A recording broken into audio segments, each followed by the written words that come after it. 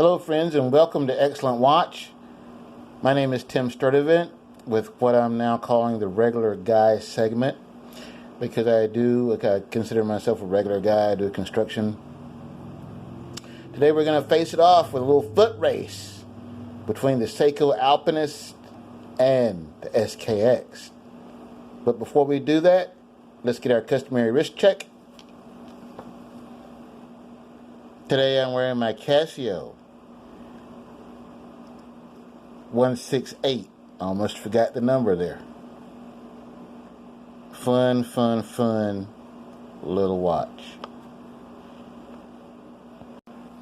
Okay, so let's get started then. We're just going to use this playbill from my best friend's daughter's high school production to cover the results here. And let's get started with price, value for money. Both these watches punch way above their weight. I believe I got the Alpinist at shopping in Japan for $487, and at the time I got the SKX it was $340. Well worth the money, even though the prices were going up. Well worth the money. Seiko gives you so much watch for the money. It's just incredible. So they both get a 9 there. So here in the foot race, they start off neck and neck. Then let's talk about the dials. Now let's keep in mind that these watches are total tool watches designed to do different jobs. This SKX is a dive watch. Both these watches are 200-meter water resistant. The Alpinist was made for mountain climbers, rugged outdoor activities. Two different watches that are both total tool watches. So when we're talking about the dials, the SKX is a total tool dial. It does what it needs to do. It's completely legible, and so is the Alpinist. So, what do they get there? Are they still neck and neck? Let's see. Still neck and neck. They both get a 9. Now we're going to talk about case finish. And man, this Ceratsu polishing, oh man, on both these watches is just incredible. Yes, this is a tool watch, but it is also very elegant and very nicely done. Case polish on this one is excellent. The case polishing on this J model is very nice as well. If my camera will focus. Focus, Mr. Camera. There it goes. Beautiful polishing on these watches. So, being fair, in both these watches being designed to do different things, to do different jobs. Let's see what they get. They get another 9. So far, neck and neck. Straps. Ooh, let's talk about the straps that came on these watches. This is the strap that came on the Alpinist. And I had seen videos of people talking about how bad these straps are. And when I got the watch, it made total sense. I understood completely, because these straps are not comfortable. They're like puffy. They're stiff. So not very good.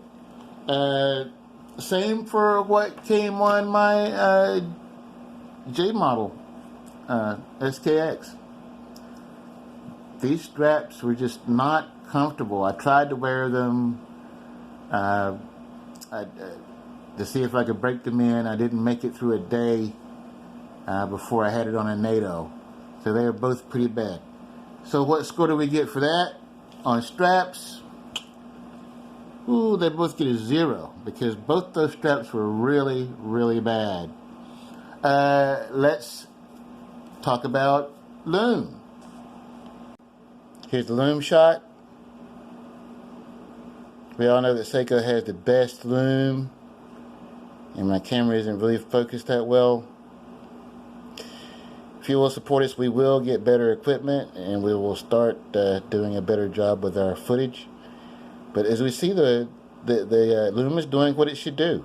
My only complaint is that I wish that at the 12 o'clock on the Alpinist, there was a double dot or a double indice or a triangle or something to denote the 12 o'clock position. But both watches are very legible, easily readable, and Seiko just does a great job with their Lume. A little bit more tooly on the SKX, but I think it would be unfair to rate them differently because the SKX has larger Lume pips. I believe for what is offered on the Alpinist, it is just as well and just does just as good. So there, what do we get? We get both 9s again. Brand. Let's talk about brand. They're both Seiko. Seiko was started in 1881. A company that's been around for a very long time, known for making some of the most iconic watches in the watch world, and their quality is second to none. From their lowest price Seiko 5s to their spring-dried Grand Seikos, they punch way above their weight. So brand, they're still both neck and neck.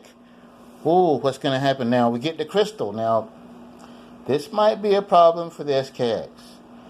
Although I've never had a problem with my Hardlex crystal. I've had this watch since July, I believe, and it gets some wrist time. I've never scratched it. It's still in great shape. But the Alpinist does have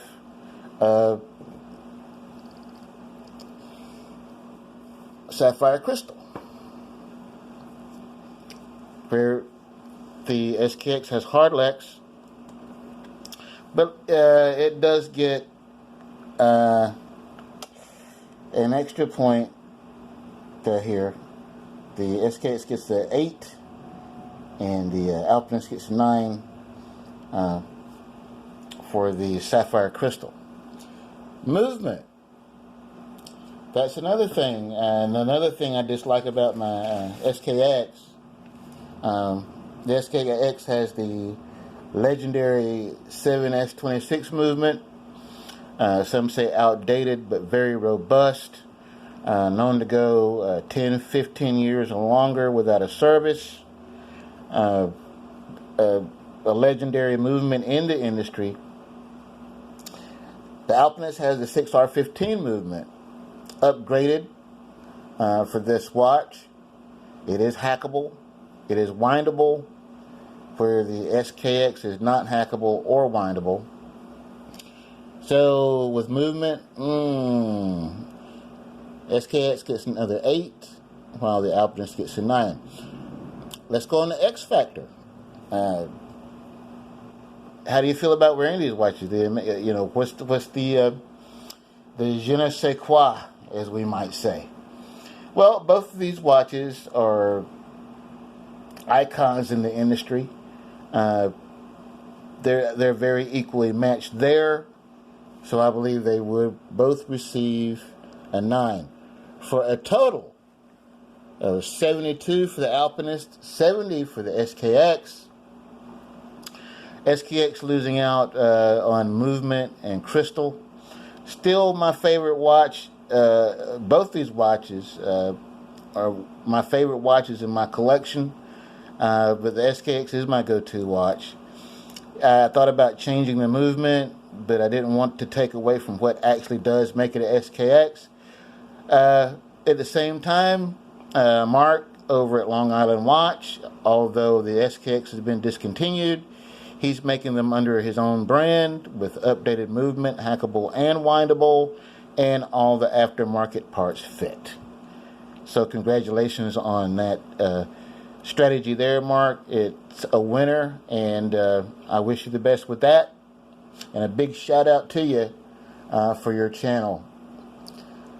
Well, everyone, that's it. If you enjoyed our video, please comment, like, and subscribe, and help us to remain a part of this great YouTube community. And we'll see you on the next one.